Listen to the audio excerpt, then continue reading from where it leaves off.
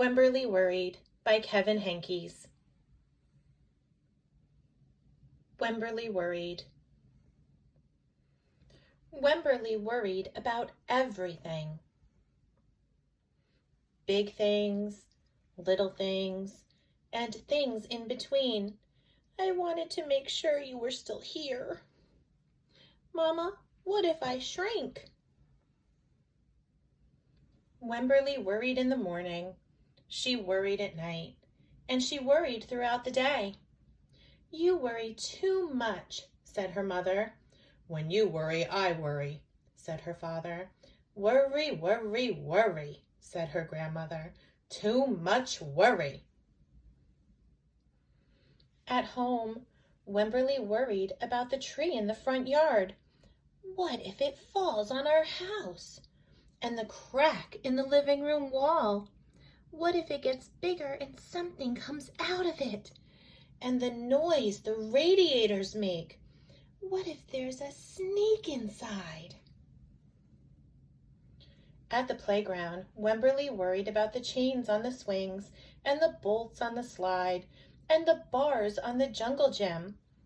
Too rusty, too loose, too high. And always she worried about her doll, Petal. Shouldn't Petal have a car seat too? Petal's lost forever. I found her, sweetie. I'll wait for you, Petal. There's Petal in the washing machine. Don't worry, said her mother. Don't worry, said her father. But Wemberly worried. She worried and worried and worried. When Wemberly was especially worried, she rubbed Petal's ears. Wemberly worried that if she didn't stop worrying, Petal would have no ears left at all. On her birthday, Wemberly worried that no one would come to her party. See, said her mother, there was nothing to worry about. But then Wemberly worried that there wouldn't be enough cake.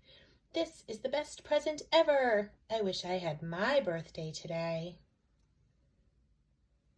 On Halloween, Wemberly worried that there would be too many butterflies in the neighborhood parade. See, said her father, there was nothing to worry about. But then Wemberly worried because she was the only one. You worry too much, said her mother. When I worry, you worry, said her grandfather. Worry, worry, worry, said her grandmother. Too much worry. Soon, Wemberly had a new worry, school. Wemberly worried about the start of school more than anything she had ever worried about before. By the time the first day arrived, Wemberly had a long list of worries. What if no one else has spots? What if no one else wears stripes? What if no one else brings a doll? What if the teacher is mean? What if the room smells bad? What if they make fun of my name? What if I can't find the bathroom? What if I hate the snack? What if I have to cry? Don't worry, said her mother. Don't worry, said her father. But Wemberly worried. She worried and worried and worried. She worried all the way there. While Wemberly's parents talked to the teacher, Mrs. Peachum, Wemberly looked around the room. Then Mrs. Peachum said, Wemberly, there is someone I think you should meet. Her name was Jewel. She was standing by herself. She was wearing stripes. She was holding a doll. At first, Wemberly and Jewel just peeked at each other. This is Petal, said Wemberly. This is Niblet, said Jewel. Petal waved. Niblet waved back. Hi, said Petal. Hi, said Niblet. I rub her ears, said Wemberly. I rub her nose, said Jewel. Throughout the morning, Wemberly and Jewel sat side by side and played together whenever they could. Petal and Niblet sat side by side too. Wemberly worried. but no more than usual, and sometimes even less.